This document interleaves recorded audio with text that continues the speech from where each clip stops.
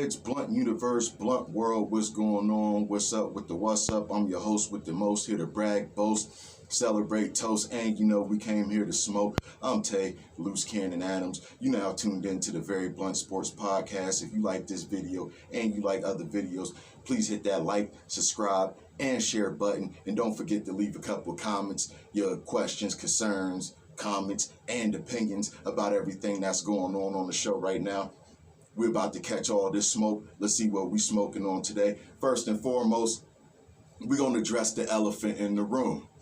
The slap heard across the world. If you don't know what I'm talking about, you're about to find out. Now, it was the Oscars. If you don't know what the Oscars is supposed to be like the end-all, be-all, the Super Bowl of the movie world.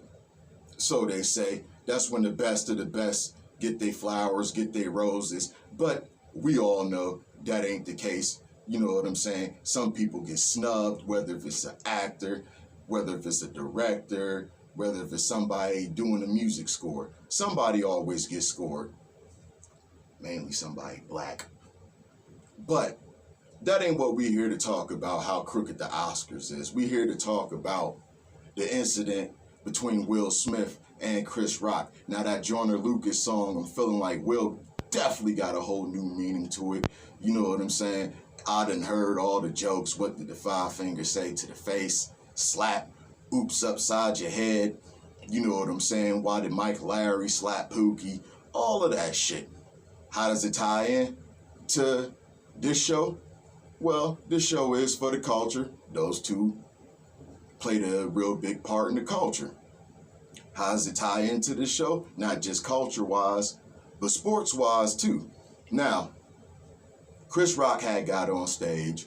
He had made some jokes. He a comedian. That's what he do. And he's one of the best at what he do. I guess he did make a comment about Jada Pinkett, saying that she might star in the new G.I. Jane because of, the bald look that she got. Now, I ain't trying to be insensitive.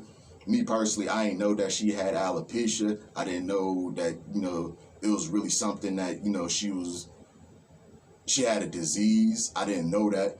I thought it was just, I don't want to say a fad or a trend or whatever, but I just thought, she wanted to rock the bald look. Maybe that's my ignorance and not looking it up or anything like that. But Chris Rock made a joke about that. And then Will Smith, he goes on stage and he slaps the shit out of Chris Rock. I mean, I ain't gonna over-exaggerate it. He didn't slap taste out his mouth or slap the color off his eye or even slap the white off his teeth or whatever the hell you want to say. But a slap is a slap. Now, everybody's saying, Chris Rock handled it well. You know what I'm saying? And all of this other stuff. You can say kudos to him for not, reacting at that situation, at that point, and at that time. But my whole take on it is everybody got their line of what disrespect is. You know what I'm saying? What you might find disrespectful, I might not find disrespectful. Everybody got their own line. Everybody got their own level because there is levels to this shit.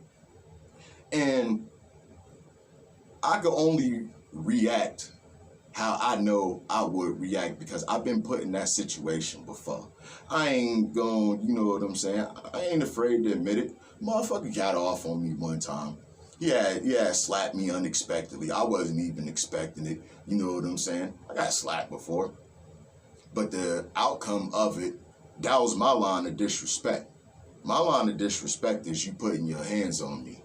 Once you put your hands on me, all pettiness goes out the fucking window. For real. All pettiness goes out the window. You're going to catch these hands. You're going to catch this smoke. You're going to catch this ass whooping. Even if I can't whoop your ass, I'm going to at least try. I'm at least get at you. I don't care if Will Smith played Ali in the movie. I don't care if he played Hancock. I don't care if he played Mike Larry. I really don't give a fuck who you is. You're not going to put your hands on me. First and foremost, and before we even get to that, you're not going to walk up on me, get close to me, with some type of aggression. That ain't happening. You know what I'm saying? Everybody could say that they know, oh, if that was me and all of this other shit. I'm just speaking on me, not putting your hands on me. How does this tie into the culture and how does it tie into sports? Well, whether if y'all want to admit it out loud, at one point in time, Will Smith was a rapper. I know y'all heard Getting Jiggy With It. I know y'all heard Miami. And I know y'all heard a timeless song that's going to be played to the end of time at every barbecue, every event, Summertime. He got that. Matter of fact, Will Smith was the first rapper to win a Grammy. And he was one of the first rappers to boycott the Grammys because the Grammys was like, we're going to give you this award. We're going to recognize you, but you won't be on TV. That's a slap in the face. That's how the hip-hop community took it. You know what I'm saying? How does he tie into sports? Well, that night, he had won an Oscar for King Richard, playing Venus and Serena's dad. You know what I'm saying? He finally got his just due as far as that award, and that brings it all back to some of the people that got snubbed. Will Smith has been getting snubbed for years. Same thing with Spike Lee, been getting snubbed for years. And what's crazy, it took until 2006, The Departed, in order for Martin Scorsese to win Best Director. Like, he didn't make Casino. Like, he didn't make Goodfellas. Like, he didn't make Raging Bull. All movies that deserve to have won Movie of the Year or Best Picture or however the Oscars, worded. You know what I'm saying? So that's how it ties in. How does Chris Rock tie into the culture? Well, he played Pookie, a crackhead, on one of the most influential movies, New Jack City, to the hip-hop culture and just to the culture, period, of the world. It gave you an insight of the whole crack epidemic, whether if you people, want to accept that or not. It gave us a real dirty, grimy look about how drugs was affecting community at that time. Now, I don't know if there was beef beforehand. I don't know if they had a small exchange of words. I don't know if it's just heated animosity, but it got to be more, you know what I'm saying, more that we don't know. It's always, layers to the shit. It's like an onion. Once you start peeling back, you get to the core of shit. You know what I'm saying? So hopefully those dudes could, resolve their issues. Sit down, talk, whatever the case may be. But how I would feel, how I'm Chris Rock, there really ain't shit to talk about. Like, for real. Like, we got to at least get it one time. We got to shoot the 5. We got the pause got to be put on somebody. You know what I'm saying?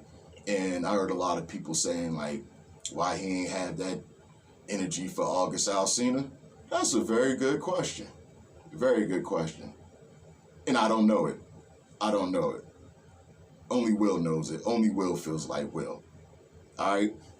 But we're going to move on a little bit. We're going to get into some NBA action real quick now. If you've been watching, the playoffs is approaching and it's coming soon. The NBA done developed a new format, the play-in tournament. Teams that rank 7 through 10, whether if they're in the Eastern Conference, they got a play-in tournament. Basically, to see it's 4 teams, and it's going to be 2 teams left to round out that 7th and 8th seed. Right now, on the Eastern Conference, and this is in order, we got number 1, Miami Heat, number 2, Milwaukee Bucks, number 3, Boston Celtics, 4th is Philadelphia 76ers, 5 is the Chicago Bulls, and number 6 is the Toronto Raptors. Now, the 7th, 8th, 9th, and 10th seed coming in at 7, the Cleveland Cavaliers, at 8, the Brooklyn Nets, at 9, the Charlotte Hornets, and at 10, the Atlanta Hawks. So out of those 4 teams that I just named, only 2 of them gonna be remaining. We just gonna have to see who. Now over on the west side of things, the Western Conference, at number 1, the Phoenix Suns. Number 2, the Memphis Grizzlies, Ja Morant balling out this world. Number 3, the Golden State Warriors. Number 4, the Dallas Mavericks. Number 5, the Utah Jazz. Number 6, the Denver Nuggets. 7 is the Minnesota Timberwolves. 8 is the Los Angeles Clippers. 9 is the New Orleans Pelicans. And 10 is the San Antonio Spurs.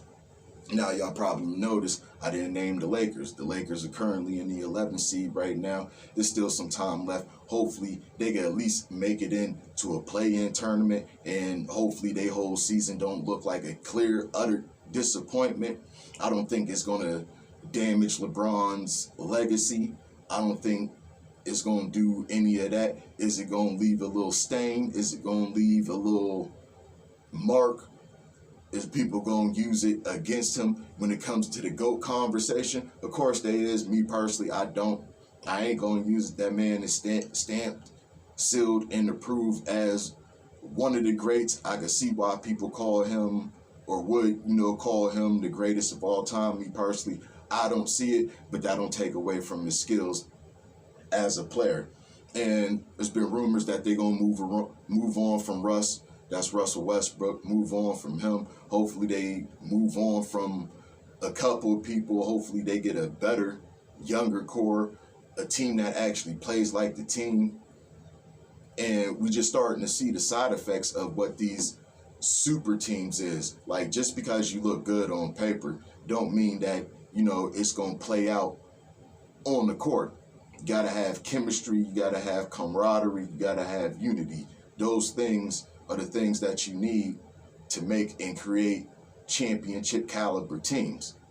Now, me personally, I like this play-in tournament because if you notice, ever since they announced the play-in tournament, it ain't been a lot of this load management. You know what I'm saying? People have been actually hurt and have been sitting out the games because they hurt, not just because of whatever reason that they don't want to play or try to conserve their stars and have them wait and come into the playoffs. We done seen that time and time again.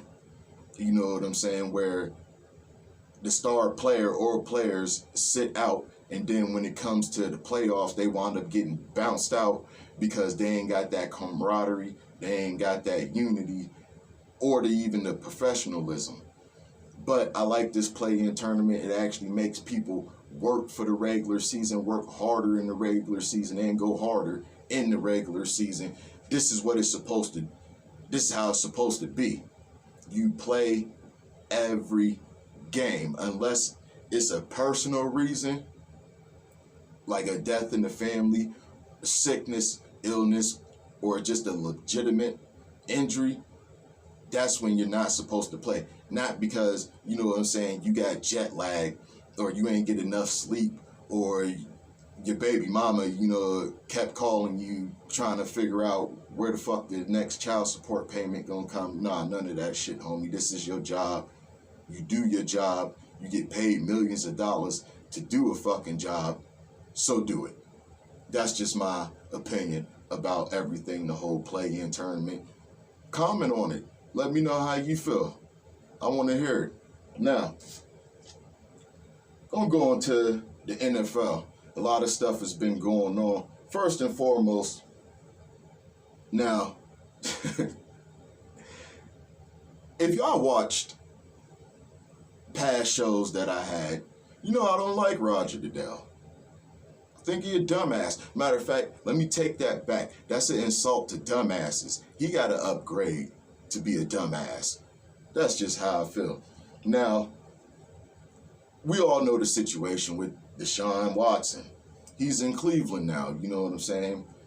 Got out of Houston like how he wanted to, and he has some charges, 22 to be exact. He got cleared of all of them. All of the charges was dropped.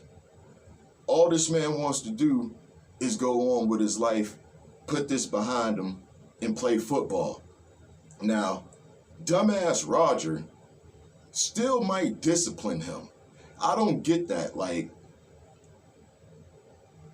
where do I even start about that? You mean to tell me the criminal system ain't bringing up charges, don't have enough evidence of the accusations and accusing him of what he did, but just because he got accused or he was in the middle of something, now he might get suspended the start of the season? What makes Roger Goodell the judge? What makes Roger Goodell the DA? What makes Roger Goodell anything but the commissioner? I don't like him for a number of reasons, because it's like he has favoritism on who he wants to, discipline and not discipline.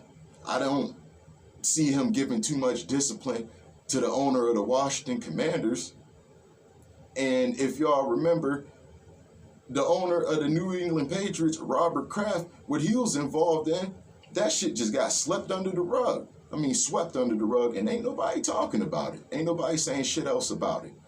You know what I'm saying? That's just the ills and the grievances that I got, with dumbass Roger. But hopefully, he ain't gonna be on the exempt list, whatever the fuck that mean. But hopefully, he able to not get suspended, be able to play and continue on with his career and handle his responsibilities that he needs to handle. But we're going to move on real quick, before I really go in on dumbass Roger.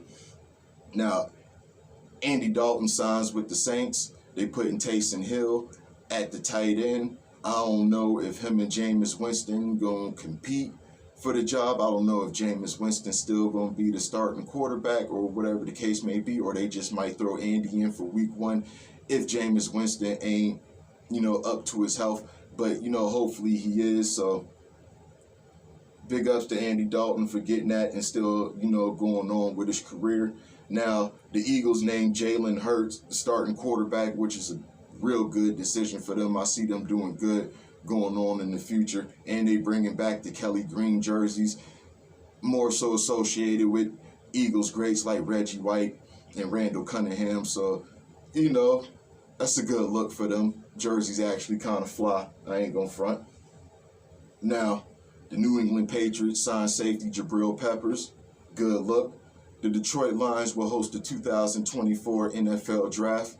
Hopefully that draft bring them some luck. I know my people's in Detroit tired of me talking shit about the Lions, but they suck. It is what it is. And hopefully they could do a whole lot better sooner than later. Very, very sooner than later. Now, Devonta Adams.